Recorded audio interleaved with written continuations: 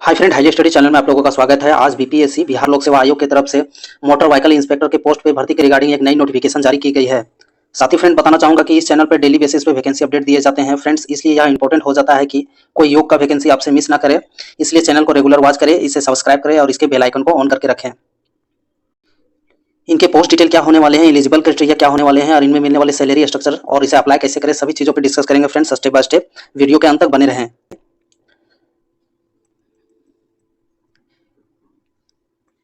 Friend post detail की बात की जाए तो अनारक्षित में यूआर में टोटल 13 पोस्ट निकल के आए हुए हैं। आर्थिक रूप से कमजोर वर्ग की बात की जाए तो ईडब्ल्यूएस की बात की जाए तो फ्रेंड्स इनमें 3 पोस्ट निकल के आए हुए हैं। अनुसूचित जाति की बात की जाए तो फ्रेंड्स इनमें 5 पोस्ट निकल के आए हुए हैं। अनुसूचित जनजाति एसटी की बात की जाए तो फ्रेंड्स इनमें कोई भी पोस्ट नहीं है। अत्यंत पिछड़ा वर्ग बीसी1 की बात की जाए तो फ्रेंड्स ईबीसी1 की बात की जाए तो फ्रेंड्स इनमें टोटल 3 पोस्ट निकल के आए हुए हैं। पिछड़ा वर्ग 2 की बात की जाए तो फ्रेंड्स इनमें टोटल 2 पोस्ट निकल के आए हुए हैं। और पिछड़ा वर्ग में वुमेन की बात की जाए तो फ्रेंड्स मींस बीसी वुमेन की बात की जाए तो फ्रेंड्स इनमें टोटल 2 पोस्ट निकल के आए हुए हैं। इस तरह फ्रेंड टोटल पोस्टों की बात की जाए तो 28 पोस्ट निकल के आए हुए हैं। अब फ्रेंड इस वाले कॉलम के ऊपर गौर किया जाए तो ये 35% वुमेन के लिए रिजर्व रखे गए हैं कैटेगरी वाइज। यूआर की बात की जाए तो फ्रेंड्स इनमें टोटल 5 सीट वुमेन के लिए रिजर्व रखे गए हैं। और ईडब्ल्यूएस की बात की जाए तो फ्रेंड्स इनमें टोटल 1 सीट वुमेन के लिए रिजर्व रखे गए हैं। अनुसूचित जनजाति की बात की जाए तो फ्रेंड्स एससी की बात की जाए तो इनमें टोटल 2 पोस्ट वुमेन के लिए रिजर्व रखे गए हैं। अत्यंत पिछड़ा वर्ग की बात की जाए तो फ्रेंड्स इनमें टोटल 1 पोस्ट वुमेन के लिए रिजर्व रखे गए हैं। इस प्रकार फ्रेंड्स टोटल 28 में 9 पोस्ट वुमेन के लिए रिजर्व रखे गए हैं।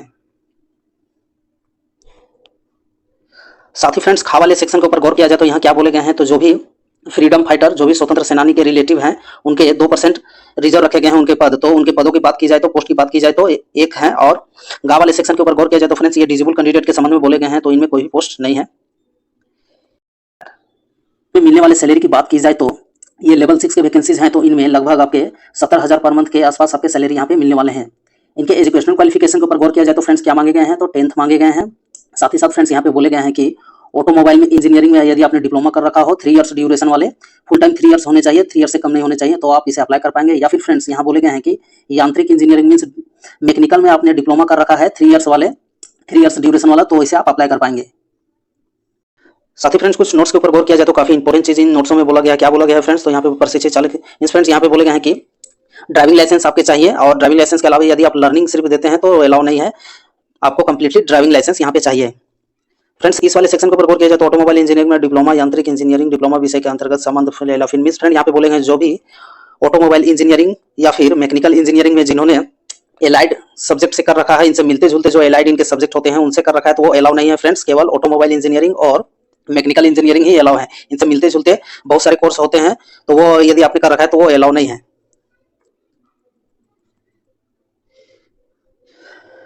फ्रेंड्स इनके एज रिलैक्सेशन के ऊपर बात किया जाए तो उम्र सीमा पे बात की जाए तो फ्रेंड्स न्यूनतम आपके 18 वर्ष होने चाहिए और अधिकतम आपके 37 ईयर्स होने चाहिए, 37 वर्ष होने चाहिए। और इनके लिए date of cut off age की बात की जाए तो फ्रेंड्स कितने रखे गए हैं, तो 1/8/2025 रखे गए हैं। मींस फ्रेंड 1/8/2025 के अनुसार यदि आपके न्यूनतम 18 वर्ष हो रहे हैं और मैक्सिमम यदि आपके 37 ईयर्स हो रहे हैं तो आप इसे अप्लाई कर पाएंगे।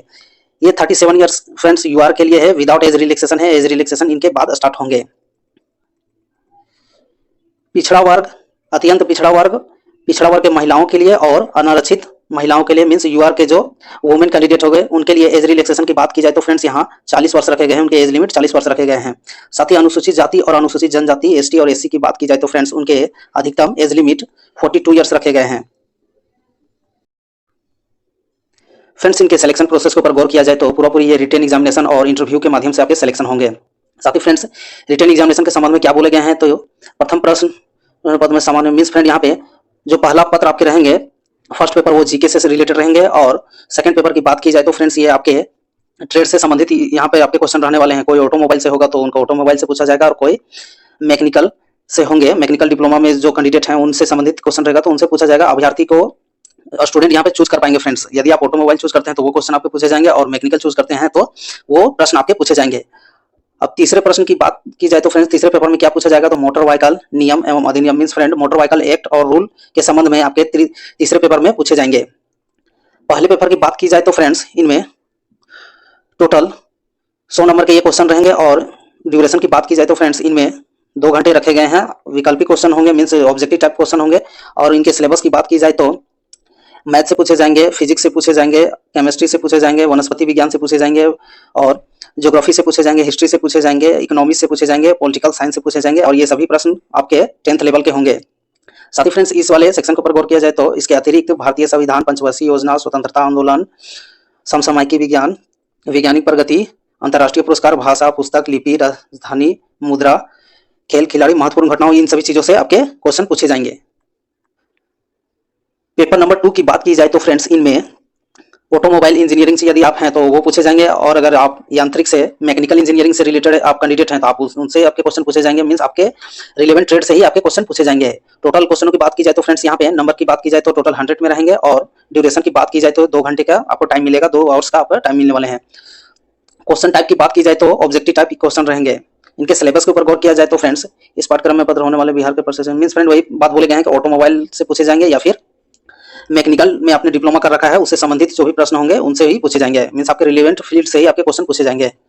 पेपर नंबर 3 की बात की जाए तो फ्रेंड्स मोटर वाहन अधिनियम एवं अधिनियम मींस फ्रेंड यहाँ पे मोटर व्हीकल एक्ट और रूल से आपके क्वेश्चन पूछे जाएंगे। टोटल नंबर्स की बात की जाए तो फ्रेंड्स ये 100 नंबर्स के होंगे और टोटल ड्यूरेशन की बात की जाए तो फ्रेंड्स कितने टाइम दिए जाएंगे तो 2 घंटे के टाइम दिए जाएंगे। अब इनमें ऑब्जेक्टिव टाइप क्वेश्चन पूछे जाएंगे और इनके सिलेबस की बात की जाए तो फ्रेंड्स बिहार मोटर वाहन अधिनियम 1992, मोटर वाहन अधिनियम 1988, केंद्रीय वाहन अधिनियम वाली 1989, इन सभी चीजों से आपके प्रश्न पूछे जाएंगे फ्रेंड्स।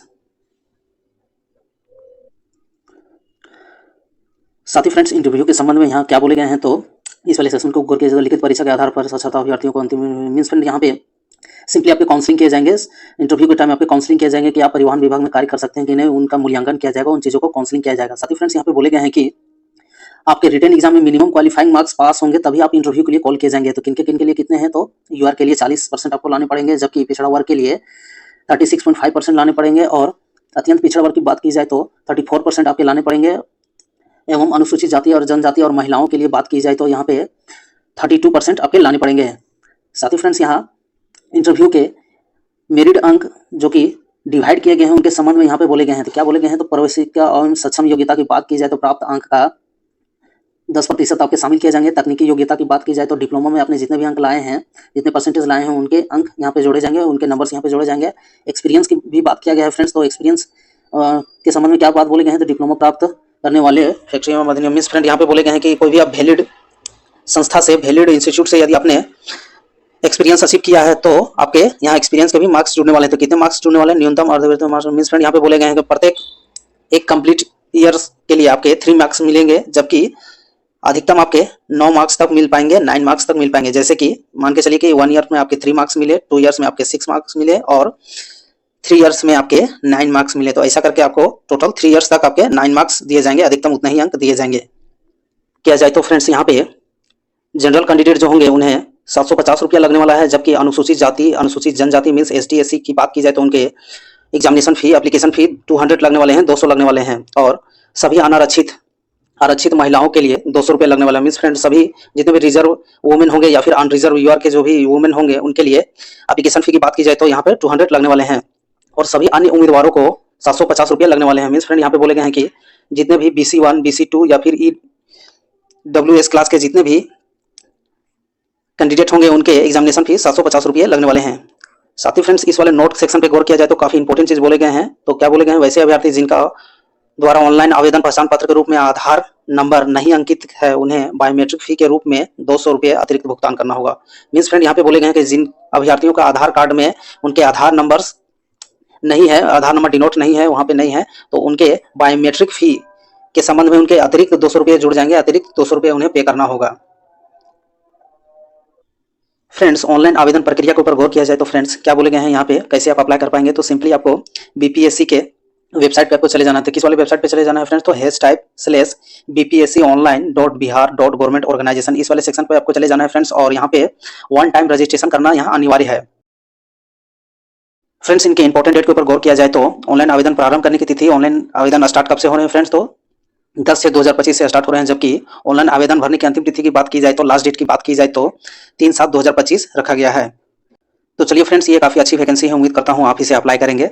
साथ ही फ्रेंड्स रेलवे के इंपॉर्टेंट नोटिफिकेशन और पीएसयू सेक्टर के टेक्निकल वैकेंसियों का अपडेट पाने के लिए आपके चैनल हाईली स्टडी को सब्सक्राइब करें।